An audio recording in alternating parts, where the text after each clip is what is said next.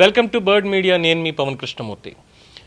ఎప్పుడెప్పుడు అనుకుంటున్నటువంటి డీసెంట్రలైజేషన్, లోక్సభ అలాగే అసెంబ్లీ సీట్ల పెంపు 2026లోనే జరుగుతుంది అని చెప్పని అనుకున్నాం. దాదాపు జమిలీ ఎన్నికల నేపథ్యం వచ్చిన తర్వాత జమిలీ ఎన్నికల కోసం కసరత్తు జరుగుతోంది, మేము సిద్ధంగానే ఉన్నామని ఎన్నికల కమిషన్ కూడా ప్రకటించిన తర్వాత ఈ డీసెంట్రలైజేషన్ అనే దాని గురించి వచ్చింది. ఈ జిల్లాల విభజన ఇవన్నీ కూడా ఏ విధంగా జరిగిందనే చూసాం. శాస్త్రీయంగా జరిగిందా లేదంటే వాళ్ళు ఇష్టం వచ్చినట్టుగా చేశారా అనేది. ఇవన్నీ ఎందుకు, రేపన్న రోజు ఈ అసెంబ్లీ సీట్లు అలాగే పార్లమెంట్ సీట్లు కూడా పెరుగుతాయి కదా. పెరిగినప్పుడు మళ్ళీ ఆ పునర్విభజన నేపథ్యంలో దేని కిందకి వేయాల్సి వస్తుందో తెలియదు కాబట్టి కాస్త ఆలోచించాలి అని ప్రజలు చెప్పినా వినకుండా రెండు రాష్ట్రాల్లో, తెలుగు రాష్ట్రాల్లో ఈ జిల్లాల విభజన అనేది చేశారు. సరే, అది పక్కన పెడితే ఈ పునర్విభజనకు సంబంధించి మళ్ళీ కంప్లీట్గా ఈ డీలిమిటేషన్, డీసెంట్రలైజేషన్ వీటికి సంబంధించి చూసినప్పుడు నిన్న పార్లమెంట్లో ఎన్డీఏ వర్గాలకి ప్రధాని నరేంద్ర మోడీ, అమిత్ షా కూడా ప్రకటన చేశారు. ఏంటంటే దాదాపు 50% సీట్లు పెరుగుతాయంటే 543 ప్రస్తుతం మనకి లోక్సభలో ఉన్నటువంటి సీట్ల సంఖ్య. ఈ 543 కాస్త 816 సీట్లకి పెరిగేటువంటి అవకాశం ఉంది. ఇప్పుడు 816 మంది ఎంపీలు అవుతారు మనకి. 2021 జనాభా గణన ప్రక్రియ ఆలస్యం అవడంతో 2011 జనాభా లెక్కలనే ప్రాతిపదికగా తీసుకొని 2029 నాటికి ఈ మహిళా రిజర్వేషన్ బిల్లుతో కలిపి ఈ డీసెంట్రలైజేషన్ కూడా చేయాలి, డీలిమిటేషన్ కూడా చేయాలి అనేది వాళ్ళ అభిప్రాయంగా ఉంది. సో 2029 వరకు ఖచ్చితంగా ఇది చేసి తీరుతామని చెప్పి చెప్తున్నారు. దీంట్లో ఆంధ్రప్రదేశ్కి సంబంధించి అలాగే తెలంగాణకు సంబంధించి ఎలా ఉండబోతోంది అని చూసుకున్నప్పుడు ఇప్పుడు ఆంధ్రప్రదేశ్లో మనకున్నటువంటిది 175 అసెంబ్లీ స్థానాలు. ఈ 175ని 263కి పెరిగే అవకాశం ఉంది అని చెప్తున్నారు. అలాగే తెలంగాణలో 119 నుంచి 179కి చేరేటువంటి అవకాశం ఉంది అంటున్నారు. ఇక ఎంపీ సీట్లు ఇప్పుడు మనకున్నది 25, తెలంగాణకి ఉన్నటువంటిది 17.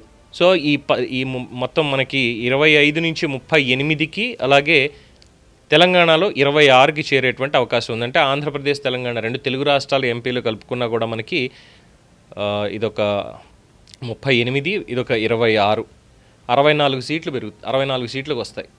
ఉమ్మడి రాష్ట్రంలోనే దగ్గరగా మనకి 42-40 సీట్లు ఉన్నాయి. ఇప్పుడు దానికి ఇంకో 20 పెరుగుతాయి అంతే.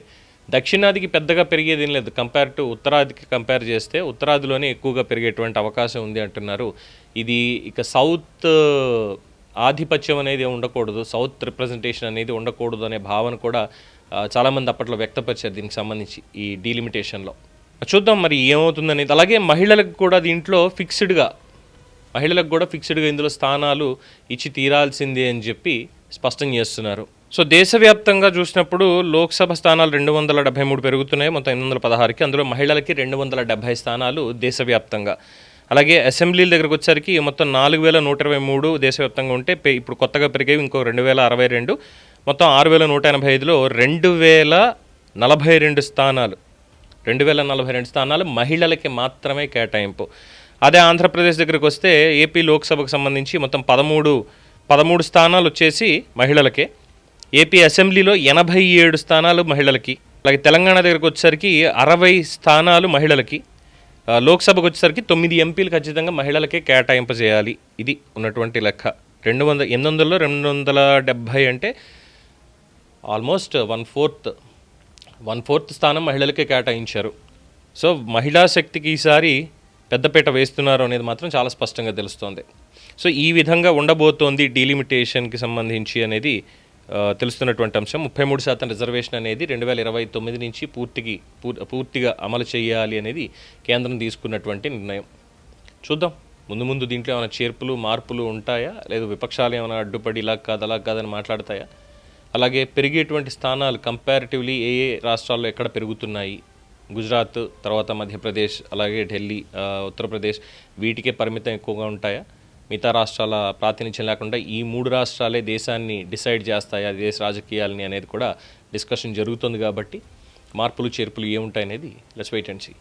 దీని మీద మీ అభిప్రాయం తెలియచేయండి. చూస్తూనే ఉండండి ది బర్డ్ మీడియా.